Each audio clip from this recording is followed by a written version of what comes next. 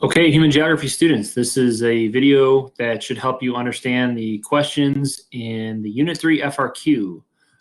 So you have a stimulus here, and the stimulus is a pie chart showing the Americas. So when you think of the Americas, you want to think of North and South America and Central America and Africa. So you're looking at two continents, or three continents really, North and South America. And what the stimulus is focusing on is a hot topic in our unit, which is languages and how languages can become extinct. And so you're going to be able to use this stimulus in a few questions here. And the questions all revolve around the topic in the stimuli, languages and indigenous languages. So right off the bat, make this full screen. Right off the bat, you have to define. Okay, so when we think of the word define, how many sentences? 1 to 2. We're thinking 1 to 2 sentences, and I'm pretty sure everybody in the class had this one correct. When you think of indigenous language, it should just be an answer revolving around a original language spoken by people who originally lived there.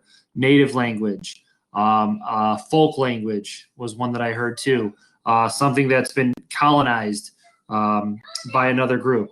Okay, so B, this is where kids really struggled, and I think they didn't see this part. So for part B, you want to focus on the term physical regions. Okay, so when you think about physical regions, and I'm going to put this in a text box, so you can pause the video and jot notes down if you want. When you think of physical regions, you should think of regions that are natural, not made by man. So we're thinking mountains, islands, plateaus. I spelled that wrong. I'll just go with this. Pretty sure that's wrong though. Plateaus, highlands, savannas. Okay, so a common response here for B was to talk about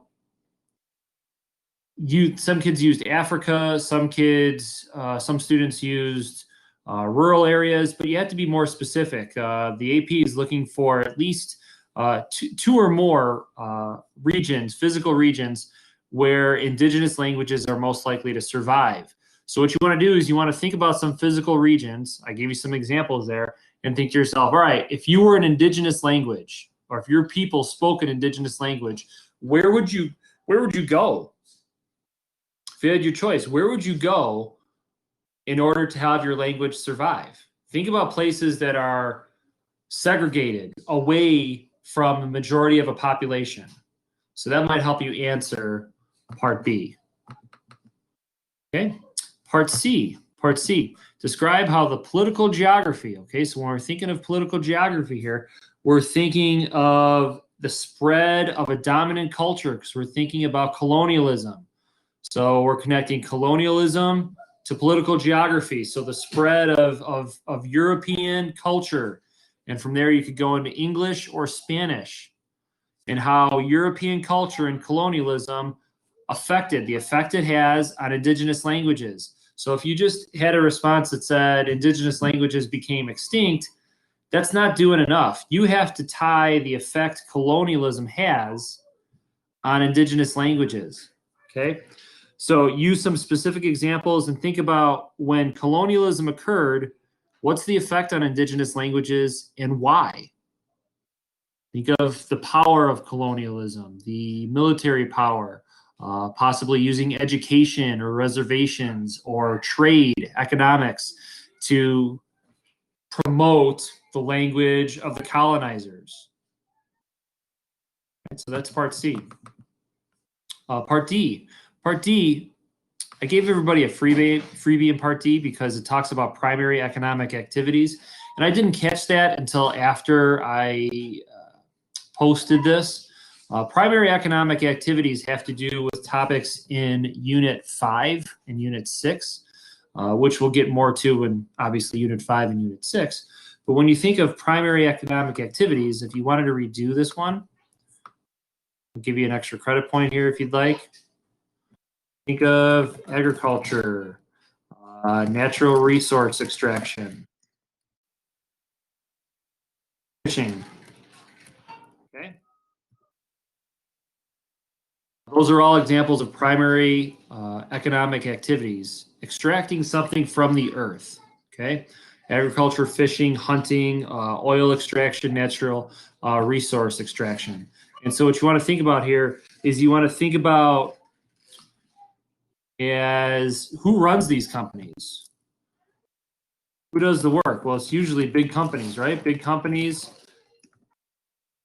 And think about the effect these big companies, think about the language they speak and the effect when these big companies come into, say, areas that are heavy in oil and extract the oil and hire workers. What language are those workers going to have to speak? And what effect does that have on some of the native languages that are spoken there? Okay. All right, Part E. Part E, explain the degree to which globalization. So you think of keywords here, okay? Explain. So now we're thinking 3 to 5 sentences. We're talking about globalization and the effect globalization has on indigenous languages in Africa since the 70s, right? So these are the two big ones right here. Globalization and its effect. Well, we know that the question's asking us to talk about the effect globalization has on less indigenous languages. So the question's saying, hey, globalization leads to less indigenous languages being spoken. Why? So your job is to talk about the effect globalization had and why it led to less languages being spoken in Africa. So what you could do here, think about trade since the 1970s. The language that banking and finance is conducted in. If you lived in Africa and you were running a business in Africa and you wanted to get a loan from a bank, a big global bank, chances are that bank conducts its business in what language? English. Media, entertainment.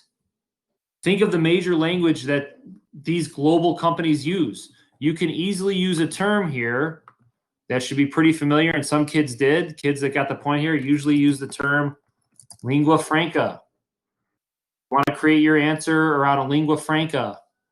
And if you live in Africa and want to be part of the global community, that's what globalization is, interconnectedness. People all over the world having a connection through trade, finance, entertainment, global transnational companies. Think of the language that's all done in, and then the effect, tie it into the effect it has on indigenous languages. F, now you're comparing the data in the two graphs. So there's a couple key terms here. You have to compare and then explain. So this is, even though this is a one-part answer, you're really going to have to work hard, or a one-point answer, you're really going to have to work hard to get that point in part F. So you're comparing the pie chart for the Americas. Again, we're talking South, Central, North America to Africa. Compare them. What's different about the two? Okay, if you do that, you're halfway there. Then what you have to do is you have to talk about and explain why languages are less threatened in Africa than in the Americas.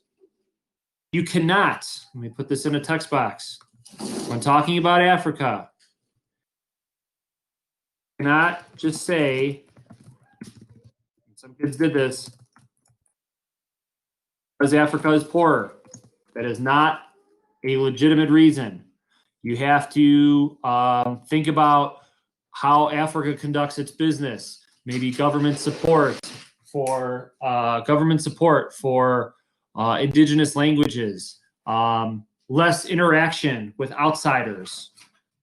Those are all things you could think about when forming your answer for part F. So again, two parts here. Compare the stimuli, what's different about the two, and then explain why languages are less threatened in Africa than in the Americas, okay? And keep what I said about Africa being poor. That's not a legitimate reason. That will not get you the point. All right, and the last one, G.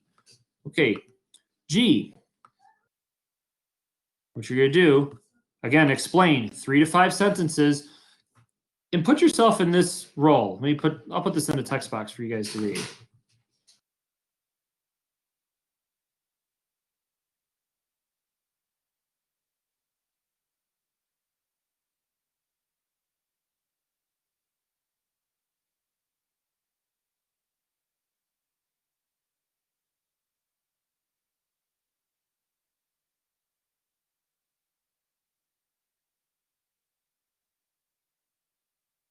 So if you were trying to preserve a language today, a folk language, an indigenous language that you were concerned is going to become extinct, there's fewer and fewer speakers, and you had technology at your disposal. You got the internet, you have social media, maybe YouTube, just different platforms, contemporary platforms today that you could use to preserve your language. How could you use that technology? How could you use YouTube or Twitter or an internet site, a blog, to preserve that language? That's where that's where you should form your answer around here. Just think about, if you were in charge of this, let's say you were in charge of preserving the Comanche language. Comanche is a Native American tribe in the American Plains. How would you do that? You're not going to try and write everything down by hand. You're going to use technology, right? You can create documents, Word documents, you can create blogs, websites, talk about the role that plays and how that could lead to preserving local languages that are threatened. That's what you got to do there. Okay? So that's it. I hope this helped. Again, guys, make sure you put some time and effort into each answer and then proofread your answer. Proofread it. Read it through yourself. Read it aloud. Read it to somebody sitting nearby and make sure it flows. Make sure you've clearly answered what the question's asking you to do. Hope this helps, and I will talk to you guys soon.